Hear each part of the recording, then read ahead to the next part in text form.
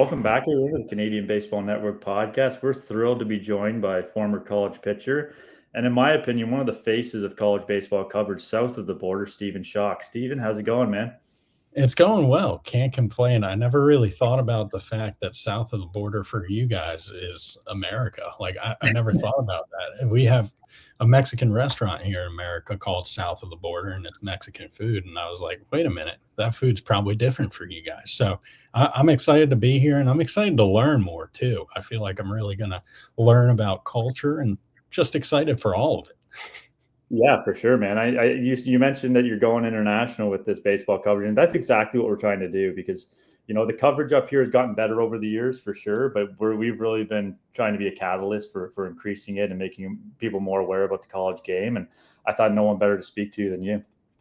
No, well, I'm honored that you would think of me. I think, Canada, it's one of those places where it might be a little bit harder to get outside, but you got those people where, like, when they like something, they really like it. They're the diehards. So those are my kind of people. So I'm excited to get to share with them what I'm all about. Have you ever been to Canada? I have been to Niagara Falls, so I've seen Canada. Didn't make the trip over because I think I was like 10, but beautiful from what I saw. It looked way cooler on your guys' side of the falls. I'll say that. A lot more was happening over there. We just had like cabins and then a tourist center, and it was like, yay. But your guys' side of the falls, it looked like it was popping. It looked like something was going on over there. For sure. There's a lot going on down there. I'll be biased here and say our side's a little bit better. We got you on that front. But I guess to start, for people that don't know, tell us a bit about yourself. You pitched at the juggernaut of the University of Maryland, Baltimore County before going to the University of Virginia. So take us through your kind of college career and how it unfolded.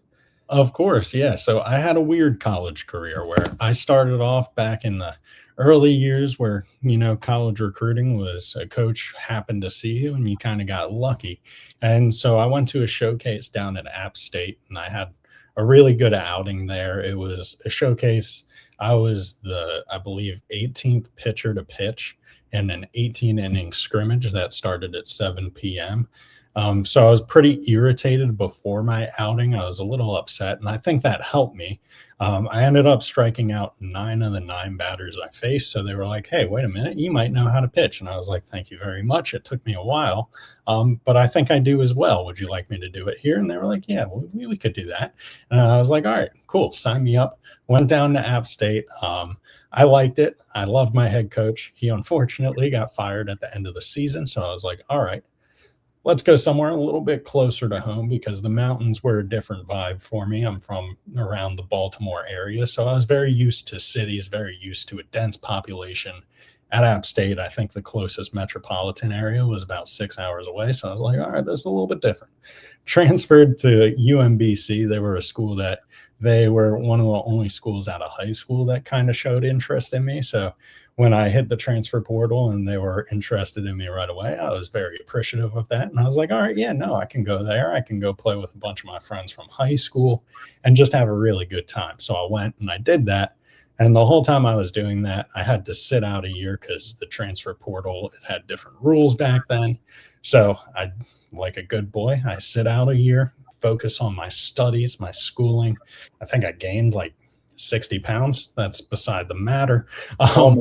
All muscle though, right? Exactly. And my coach was like, hey, Steve, you're getting a little fat. And then that was my first chance to play summer ball was after that year. And coach was like, I had this weight on me. Like, okay, coach said I'm getting fat, which means if I don't play well, he's going to have to tell me, all right, you're losing weight. And so I was like, I don't want to do that. So a lot of pressure going into summer ball. I had a really good season, probably the best season of my life. And I was like, all right, we can keep rolling with this. But then in the back of my head, I knew, all right, after I, get my degree from UMBC, I'll have 1 year left and I can kind of get to pick and choose where I can do that. Because it was if you graduate from your old school, you can transfer right away. I somehow managed to graduate from UMBC thanks to a lot of help from tutors and professors. And in doing so, I was playing summer ball in the Cape Cod League, got noticed by Mike Garza, who was the video assistant at UVA. He was like, hey, Coach Oak, I think we should recruit this guy. He's a little bit weird, chunky, but funky. And then I visited UVA the next day, and I was signed up to go there the next year. So it was a very rocky journey, very interesting journey. But UVA was always my dream school, so I was very fortunate to end up where I wanted to be. It just took a little bit of time and a little bit more convincing than I thought it might have. It's very rarely linear. I think that's what a lot of high school players up here need to understand. So the other thing that they need, I like to kind of share, because there's a lot of high school players in Canada, aspiring college players, guys in college. Talk a little bit about, and this isn't to disparage any program or talk down about any program, but compare UMBC, the facilities, the notoriety compared to that of a UVA, a Power 5 school. Just talk a little bit about the differences and kind of what you experienced between the two. Yeah, definitely. So being a student athlete, it comes with great perks no matter where you're at. And most important piece of it for me was always the fact that I was getting an education that out of high school, my brain probably couldn't have gotten me. I think I could have squeezed my way into UMBC out of high school, but UVA was leaps and bounds beyond what my brain was doing academically. So for me, it was like the main constant at both schools that really helped out was the academic resources, whether it be tutoring or just, sometimes when it might be unfortunate, but a coach gets on you about a grade slipping a little bit, making you run a little bit more, which I don't know if you can tell, I didn't like running in college. So definitely a little bit of extra motivation there. But honestly, in terms of facilities and just the amount that the school was investing within the program, it was really night and day between UMBC and UVA, just because at UMBC, it's a smaller school. We don't necessarily have as many donors or, alumni that are willing to give back to sports programs. And a lot of the money at the school is, allocated back to the school. Whereas UVA, they have a lot of money that gets invested back into the school, but there's also a lot of donors who want to see the sports teams be really good. And, we're going to make the most of that and, try to honor their investments by, having sick facilities where we can put in a lot of work. So just the opportunities for growth were so different where, the opportunity is there at both levels, but the ease of access to that opportunity is going to be really different depending on how much the school is willing to invest. So like at UVA, if I were like, okay, I need to go see a chiropractor because my back's all janky because I had a janky back. I know I could go at 10 a.m. every day, Monday through Friday, go see a doctor who would go and get me stretched out, get me right. At UMBC, it's like, okay, look, I know our chiropractor's coming. It's once or twice a week, and I know the time slot's just from now until 6 p.m. So it's really just, nothing against UMBC or anything like that. But at the same time, that access to resources, when you're investing in more resources, obviously the athletes are going to be able to benefit from more. So I would say like the biggest difference is if you're trying to be elite while working at one of those smaller schools, the opportunities for success, they're always going to be there. You just got to look a little bit harder for them, and kind of that development. It's more so it's an intrinsic thing where there's going to be systems in place to develop you and help you out along the way. But if you really want to make those strides, you got to be able to find a way to invest in it yourself. And honestly, that's the same at both levels. Just the matter of, at UMBC, it's going to take some scheduling to get inside and throw when it's cold outside because we got a bunch of students looking to use the same facility that I need to throw in. Whereas at UVA, it's like, look, I got this punch code. I can go at 2 a.m. if I want to and have, a radar gun and lasers watching me pitch.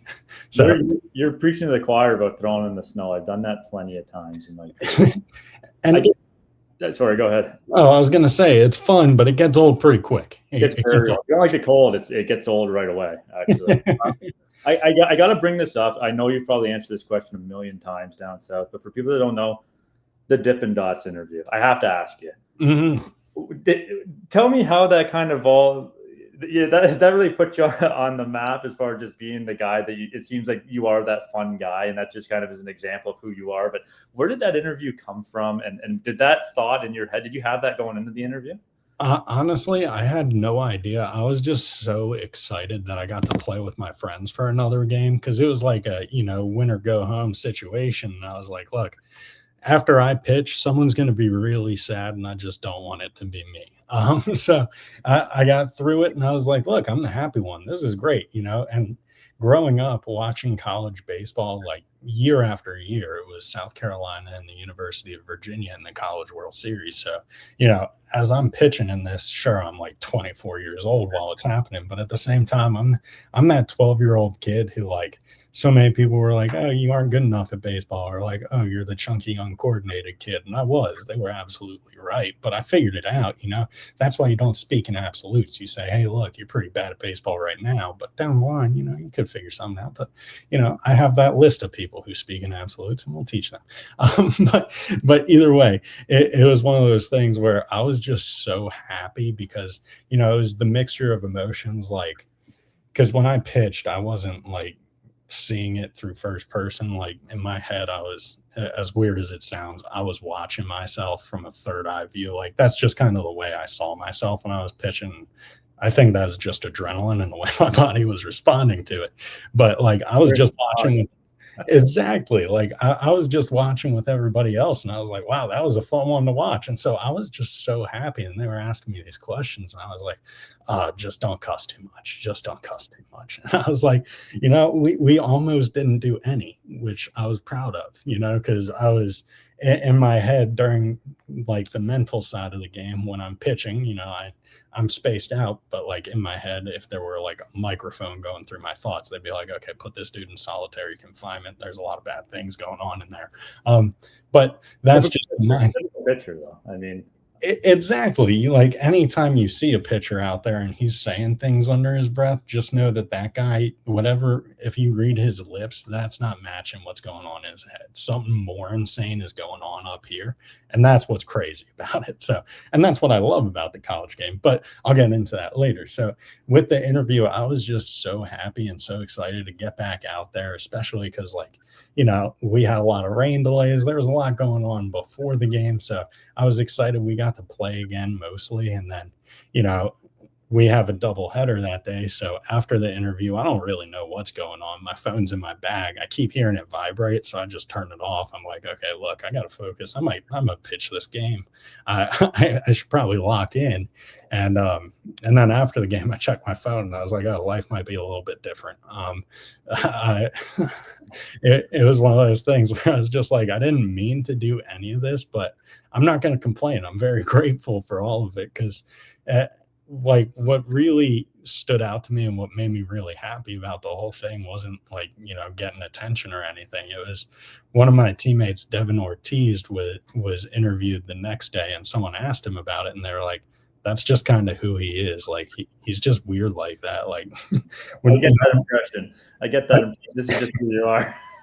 Exactly. And so like that's what always really stuck with me about it, was the fact that, I could be this goofy guy and my teammates all knew I was a goofy guy, but they knew, like, when the game was on the line, when things were getting serious, they could come to me. Like, even if it was off the field, if they had a problem in life, they could come to me and I could help them through it. Yeah, and I mean that in a total compliment, by the way. That's a compliment. No, that was the regional. I was at South Carolina, right? I remember watching that regional. I'm going to test my knowledge. That's South Carolina, Old Dominion, Jacksonville. Is that Correct. Very good knowledge. Very good recall there. Don't ask me what year it was because I can't remember. Was it 2022? 2021, but those years all blur together. Yeah, it was 2020, like 6 months ago. So, honestly, true. I guess you really touched on it, and I always preach this because when I watch college baseball, how exciting it is, how much the athletes care, and how much emotion they show, and how fun it is to watch. From your perspective, playing and now being such a promoter of the game, what makes the college game so unique? Why is it so interesting and fun to watch?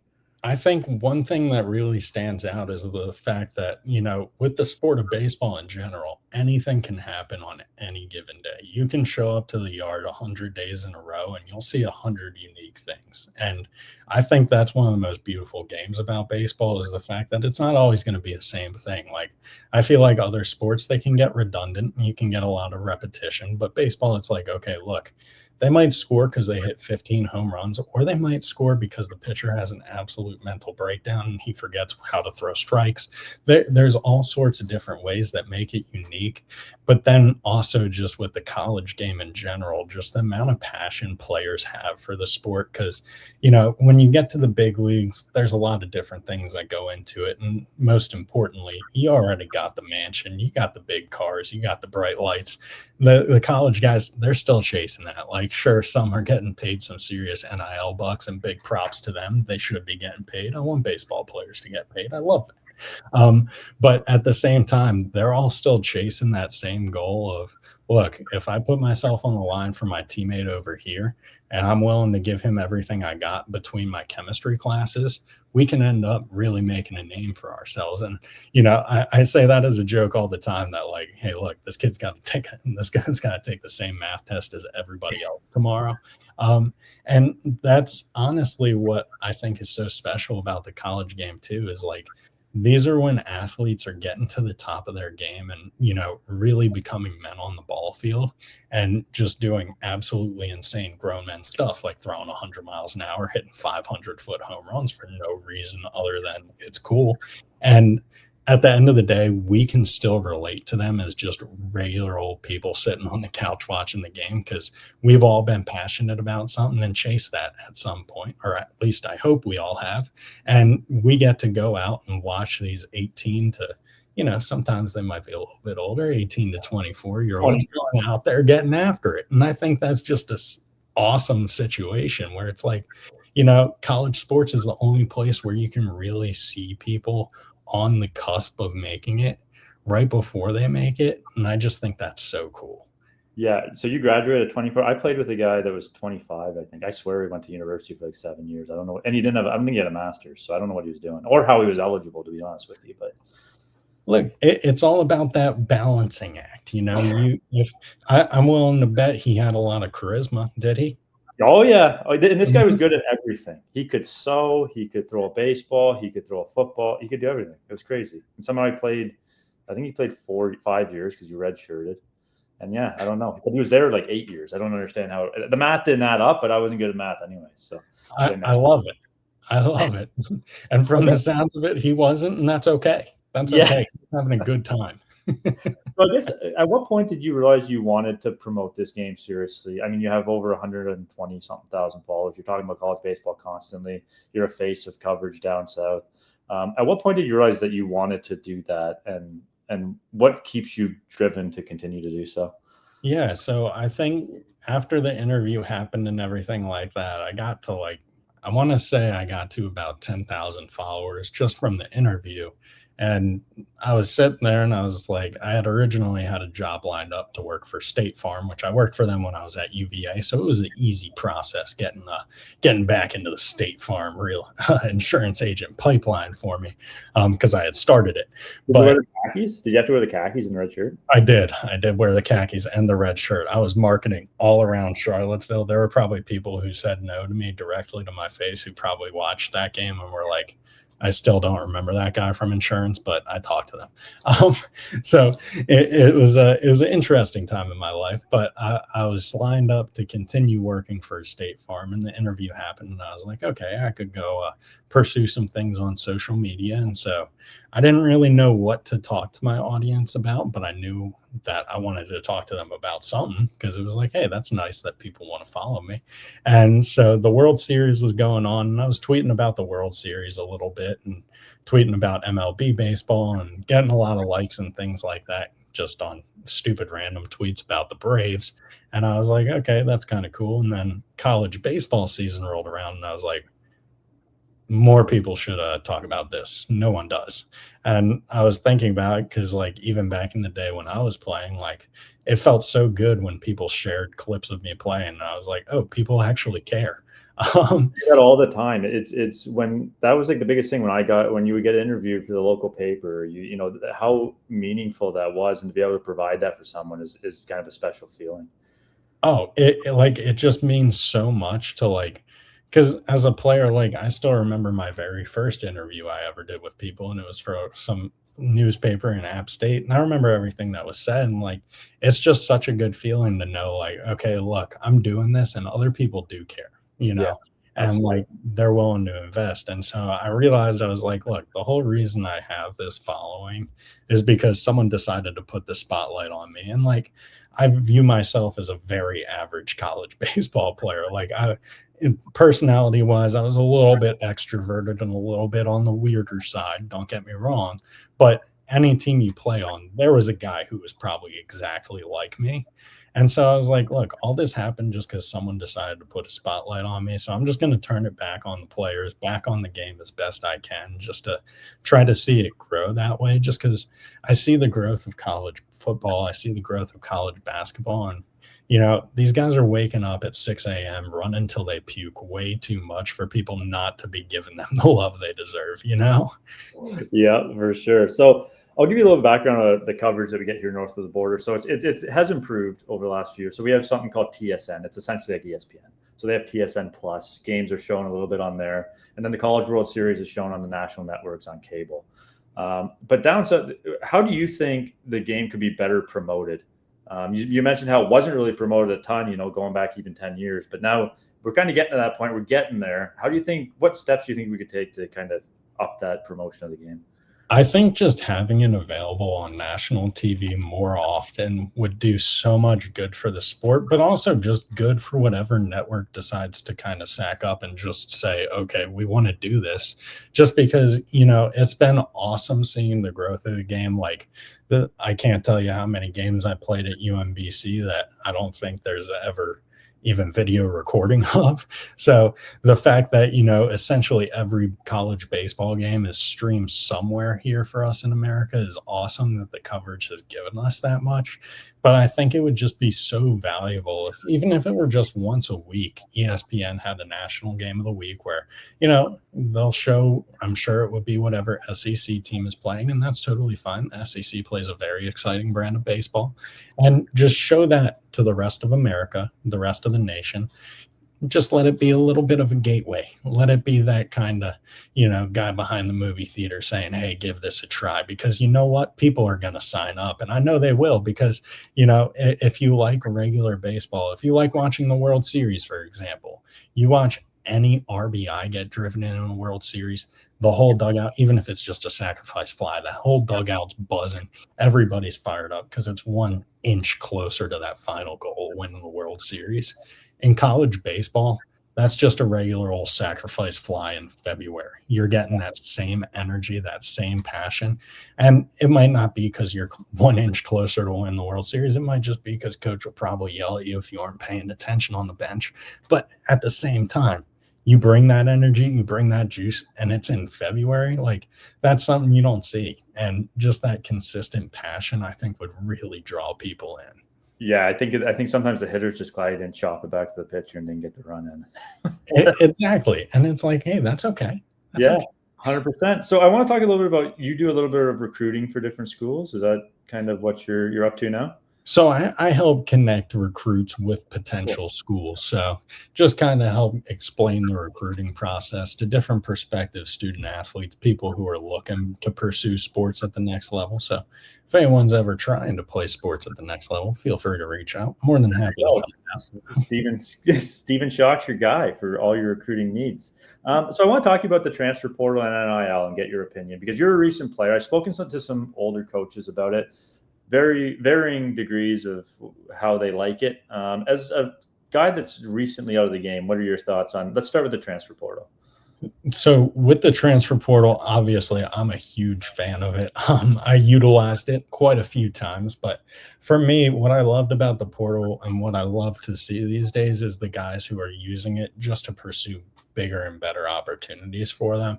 And, I'll never fault a guy for transferring, even if you're transferring out of a school I like or a situation that I think is good for you. I'll never fault a guy, because at the end of the day, like Clayton Kershaw always had a good saying about the right pitch to throw in whatever situation is whatever pitch the pitcher thinks, because you have that conviction. So for me, the right decision is, hey, look, whatever your decision is, that's the right decision, because it's your life, your whole entire life we're talking about here. It's not just like, oh, what am I going to have for dinner today? So if it's something that is that important to you and you're making a switch you think is beneficial for you, I'm happy for you. I want to see you chase that line and get as big as you can. And so for me, I really like the portal just because it does open up a lot of opportunities. I think, it is weird seeing kids, announce that they aren't transferring and like just and not a fault of theirs, but it's just like strange seeing guys be like, "Oh, I'm signed on for next year too." It's like, I grew up where it's like, yeah, you did that in high school, but like, again, it's one of those situations where it's interesting because it's unique and new, but at the same time, I think it's moving in a positive direction. I think there should be a little bit of regulation as far as how many times guys can transfer. If your grades aren't at a certain level, you shouldn't be able to transfer. Because I still think, if we're going to call them student athletes, even though they aren't, we should at least act like it for a little bit longer. So the argument for, I guess, for coaches would be that it's tough to build programs and it's tough to build that kind of team concept when you have guys that are maybe taking off year after year to chase that bigger and better. And again, I agree. I don't fault anyone for trying to better their situation, but what would you say to that kind of thought process, I guess? Yeah, I would completely agree to where it's like, look, I don't know who my shortstop's going to be next year, and I have a freshman playing shortstop right now. That's not a situation college coaches are used to. So I have a lot of sympathy, and I tip my cap to the coaches who are able to manage it. I think, if I'm a college coach, the most important thing I'm doing as a coach is trying to build a culture and an identity around my program that's unique. So like, I'm going to look for things other schools aren't doing, whether that be like, some schools will work to help these kids build out their NIL and social media presence and all of that. So if I'm a kid who that's important to, or, if I'm a kid in college baseball, that's important to me in the sense that I know I can build a brand that can live on way longer than my baseball career can.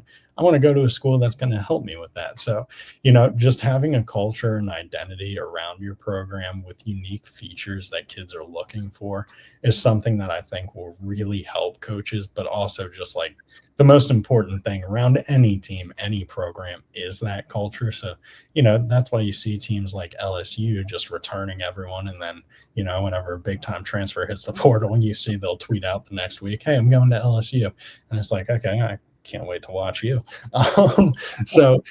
And that's just their brand. Their brand is, look, hey, if you're an underclassman, you may not get as many opportunities. You may only get 40 innings on the mound as a pitcher, but then when the guys ahead of you get drafted when they're a junior, which they always do here, that's going to be your time to shine. And, having that clear path and that clear communication with kids too, that's super important, just so kids aren't sitting on the bench going, "Why am I not playing?" Instead, it's, "Hey, look, that's a guy throwing 98 miles an hour with a sub-3 ERA. We're going to let him handle this one.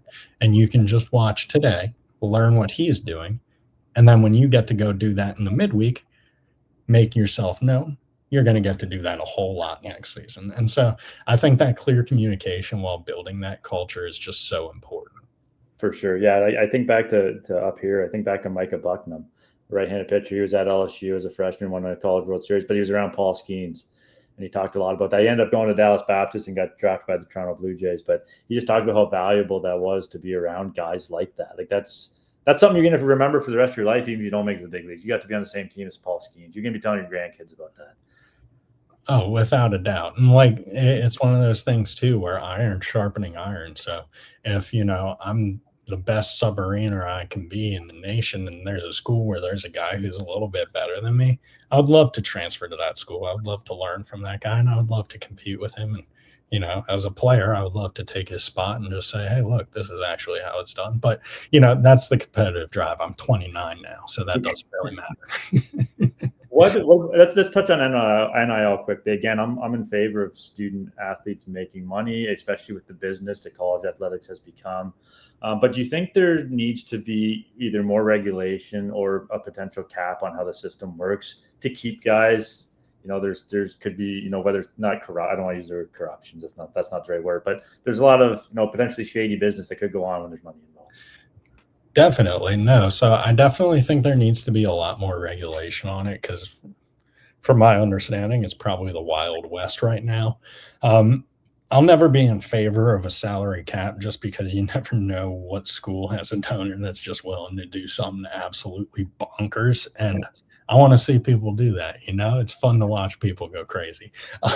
So I think, never putting a cap on it, but also putting a little bit of regulation on it. Like when NIL first came about, I was so excited because I was like, oh, this is awesome. Like all the ways the NCAA was trying to tell me I couldn't make money is now legal. I wouldn't have had to do it under a fake name or anything like that. Not that you did that. Not that the record. If the NCAA is listening, if you guys are watching, what was wrong with my eBay account? Tell me. Nothing wrong. No one was buying a used baseball glove because I was saying, hey, it's me, Steve. They were just buying it because it was a good quality product that had been relaced and well taken care of. But either way, that was my shady business. The NCAA didn't know. I think they'll look past it. I think they'll give you a pass 5 years later. Yeah, I think me and the NCAA are cool now. I think so, but we'll see. But either way, I think it's one of those things where I was so excited about, just the fact that athletes could use their brand. I thought we were going to see guys going, all right, look, I'm going to just run a baseball camp. I'll make money that way. It is cool. Don't get me wrong. That guys are just getting paid a lot of money from car dealerships to drive a Ford F-150. Don't tell the car dealerships this. I think they were going to drive the F-150 regardless. But it's just so interesting to see the way that different people are investing in it and kind of the way it's being utilized the complete opposite way of the way I thought it was going to be utilized. Personally, if I could have changed one thing about NIL, my biggest bugaboo was I would have put it into play about a week and a half earlier. That way I could have made money from it. That would have been really sick. I don't know. Right before that Dippin' Dots interview. Literally just 2 weeks would have done the trick for me. July 1st of 2021. It's like, all right, cool. Well, I'm washed up and you put down the cool plays. What's up with that? But either way, I think it's something where it's good for the game in the sense, like, I love seeing guys who, they're able to change their family situation with the money they're getting from NIL. But at the same time, I do think there should be some regulation as to like, hey, look, we got to figure out why one team's able to get all these players and no one else can. Yeah, it kind of goes to the competitive balance of college athletics to a certain extent. Like we talked about earlier with UMBC and Virginia, just in resources, right, that they put into the program. Definitely. And I think with college baseball, too, there's enough players at it investing at the top that we aren't in one of those situations where it's just one school getting all the guys. I know I made the joke earlier about LSU just being able to recruit everybody, but that's more so just a compliment that LSU is very good at recruiting. That's kind of always been the case, NIL or not. Yeah, they could tell me, hey, we're going to feed you dirt and a rock. And I'd be like, all right, yeah, I'll pitch here. So it's one of those things where I think with baseball, we're at a point where there's enough schools investing in it in a healthy way that there's enough to keep competition alive. But I just fear that someday it'll get to a point where it's like, all right, look, we're just buying teams and we need more good players around the nation. I'm going to put you on the spot now. I want a ranking. You've played at a lot of places. You've visited some places. Give me your top 5 college facilities, and that can be everything. That can be field, stadium, clubhouse, indoor facility. What would be your top 5? This is tough because there's a lot of different things that I like about places. So number 1, I got to go Mississippi State, just because when you get down there, say that. It's like Disney. It's like, what are we doing here, man? Like, how is this a real place? How have people decided to spend this much money on this? But it's like unbelievable from a facility standpoint, and then just the fans that fill it. Like, we got people grilling in the outfield all game long, drinking beers. It's just a phenomenal environment, and these people, they just want to watch baseball and have a good time, which, Eric Sarantola, right-handed pitcher, went to Mississippi State. There's my Canadian connection for there. Won a College World Series with them. I love it. I think, more Royals prospect now in the Kansas City Royals system. So there's a tie in the Canadian. I think more people need to pay attention to Canadian baseball because I feel like every team has one guy with, when I was playing, there was always just one French Canadian guy who was just leaps and bounds better than everyone else. I can't remember the name of the guy who I played against. Edouard Julien. Yeah. Was his name. Just disgusting. I played with this guy, Matthew Gauthier, when we played against Edouard Julien. Yeah. Phenomenal pitcher. They were just yelling at each other in French all game. No Matthew one knew. Julien playing for the Minnesota Twins. Pretty good baseball player. Yeah, Worked out for him. he's figured it out. Yeah. Yeah, he had a broken bat single off Stephen Schoch in 2018. I think that really. You never forget those ones, eh? Those always stick with you. I would much rather give up a 500-foot home run. Yeah. So number 1, Mississippi State. Number 2, I've never been there. So this is an absolute. I think this should be an honor for the program, considering I've never been there, and I know it's going to be a number 2. Is Baum Walker for Arkansas. Just a phenomenal place. The amount of investment that has gone into that facility is insane. It's like walking into a NASA facility from everything I've seen. And then, of course, they have great spaces for the fans, which is always good. Number 3, this is Charles Dazzalon, Arkansas Razorbacks. You got drafted by the Dodgers this past year. I know you know Charles a little bit from the College World Series, so there's another Canadian tie-in. Just mashes baseballs, So another guy who's absolutely killing it. And, I love the Canadians. I can't remember who it was at Old Dominion. There was a very good home run. Not hate me. Yes. And we called him the Poonteen Pounder, which I think that was the proudest I've ever been of a nickname, Yeah, he's in the Angels system now still, I believe. He got drafted by the Angels.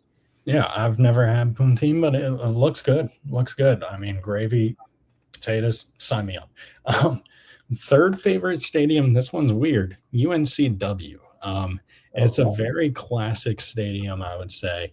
They're getting a new scoreboard. They just got a brand new playing surface, but it's right by the beach. I lived in Wilmington for a little bit, so early in my college baseball coverage, I was going to a lot of games over there, and it's just a peaceful baseball field, man. There's palm trees. You'll see them set and the sun setting on it, and great place to just eat hot dogs. They have Adirondack chairs in the outfield, which I'm all about. You can eat hot dogs, drink beer, and get tan while watching a baseball game. UNCW, you have my heart. Oh, geez. 4th, this is a tough one. I've never been to LSU. I'm putting it 4th just because I ranked other schools already, but it's right up there. All of these could be number 1 for different reasons. UNCW is my ultimate drink beer, get tan, have hot dog spot. Mississippi. I'm surprised that's not number 1 then. It's hard. It's hard. It's like picking a favorite child, and LSU, it's got to be one of the coolest environments, just in the fact that it looks like the fans are right on top of you every play. As a former player, I loved that environment just because I liked getting chippy with fans. I'll say it. I wasn't afraid to say things back. They paid money to see me. I'm going to give them a show, even if that show is a little bit of a roast, and I'll let them do it right back. I was a dumpy guy. I was fine with it. I was in a glass house, and I was ready to launch bricks at everybody, even my own. So for me, I loved when fans were right on top of you. So going on that same vein, Clemson's Field, Duncansmore Stadium. They have, instead of a warning track in the outfield, they have a warning hill, which I think is beautiful because, 1, it's unique. It's not common. 2, it makes robbing home runs a lot easier for outfielders, which, don't get me wrong, robbing home runs is probably impossible. It's just a little bit easier when they have that ramp. So we see a few more with Clemson every year. And, it also helps that they have freak athletes in center field every year.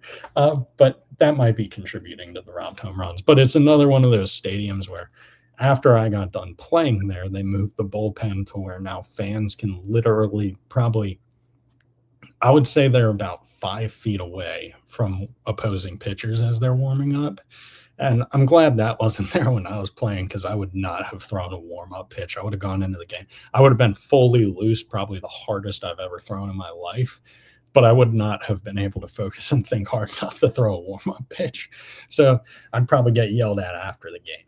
So I think that's a great facility. I think it's such a cool place to take in a baseball game. And then when they have the night sky too, baseballs just disappear into right field when they go far enough. And we need more fields like that. For sure. So we got Mississippi State, Arkansas, dark horse UNCW. Absolute sleeper. That's a pretty good list. I guess let's close with, I'll let you get going here, but what are you kind of looking forward to about this upcoming season, and give us some things you're keeping an eye on? I think this season there's a lot of different things going on. One of my favorite coaches from my favorite programs decided to go and coach at one of my other favorite programs and still continue to probably be one of my favorite coaches. So I'm excited to watch Mississippi State and just kind of see how their season unfolds, just because, Coach Oak, I think he could lead a blind horse to Omaha and get them a few College World Series wins. And fortunately, I think Mississippi State is quite a bit better than blind horses. They're very talented this year. So, and he's brought in a top portal class. So I'm excited to see kind of how Mississippi State baseball and that brand of baseball changes, but stays the same in the sense that like this is still some of the coolest baseball in the nation. Obviously, I'm excited to see how LSU bounces back after winning the College World Series. We went through a weird streak where, you win the College World Series and the price of that is being terrible for a little bit. LSU was like, hey, look, we aren't actually going to be terrible. We're just going to be kind of, have a regular LSU season, and then we're going to win the whole thing the next year. So they kind of snapped that streak. So it was interesting to see that. So I'm excited to see what the streak looks like now with LSU. They reloaded. They have a ton of talent again. Shocking to nobody. Yeah, I don't think the hangover is coming to Baton Rouge. Let's just put it that way. Yeah, and they brought in so many new guys who, like, if you look at the RBI totals of just the transfers, it's a gross number. It's a gross number that they've brought in. So just the production that they're going to bring in there, along with just returning their outfield, is so beneficial. I'm trying to think other things. I'm excited to see Duke. Duke is another team that I think is going to really take leaps this season. They've always been a good program, but head coach Corey Muscara, new head coach. He's been coaching for a very long time. They didn't just go, hey, look, you're a math teacher, come coach us. He was the pitching coach at Wake Forest for a long time. Well, I would say one of the best in the nation. And now he's taken over a head coaching job, and he built a team in about 18 days. And he described them as essentially, we're the island of misfit toys, which I identified greatly with that, being a pitcher. So anytime I hear that description, I'm like, okay, this is going to be a scrappy club who's going to have a lot of wins. I also have heard a lot about Duke, but I just saw literally right before we got on here, a Duke recruit. He's 17 and he's hitting 100. Yeah, why not? And I was like, now don't quote. Now I got to go back and look to see what his name was and to fact check that. But it was a reputable source that was posted the video. I'm like, that is crazy. He hasn't turned 18 for like another couple months or something. That he's a Duke commit, and I'm just like, wow, like how does that happen? I don't know. I think a lab. I don't know why kids are throwing 100 miles an hour. People must not have told them that's dangerous. Back in my day, people weren't doing that, to protect themselves. We couldn't do it. We couldn't. Yeah. But yeah, no. I would expect Duke for a number of years to just be attracting top pitching prospects, just because, again, Coach Moose, he was one of the best pitching coaches at Wake Forest, developed guys like Rhett Lauder and Chase Burns. Obviously, those guys had a ton of talent. They had to work on their own to get there. But Coach Moose did a great job in helping them get there. And just, I think he's one of those guys who can really help players tap into a mindset that, not many college baseball coaches can do, because he connects with the players on a level that, it's not as common in college baseball, where it's like, look, you can tell if there were a stat tracking how many former players invited their coach to their weddings, I think he would probably be the clubhouse leader, and it wouldn't be close. It's funny. When he got on here, I did not expect to mention UNC Wilmington or even Duke, to be honest with you. So that means we had a really good podcast. Steven, this was a lot of fun, man. I really appreciate it. You do a great job covering the game. Keep up the great work, and hopefully we can do this again sometime. Absolutely. No, it's been a pleasure hopping north of the border while staying in the warmth of down here. So I appreciate you guys being courteous to me for that, because I am a baby when it comes to the cold. But it's been a pleasure picking your brain, and I appreciate you having me on. You didn't even need a passport. There you go. Maybe next time. We got to get you up here, though, with the passport to check out some of the baseball up here. But again, we appreciate you taking the time. Of course.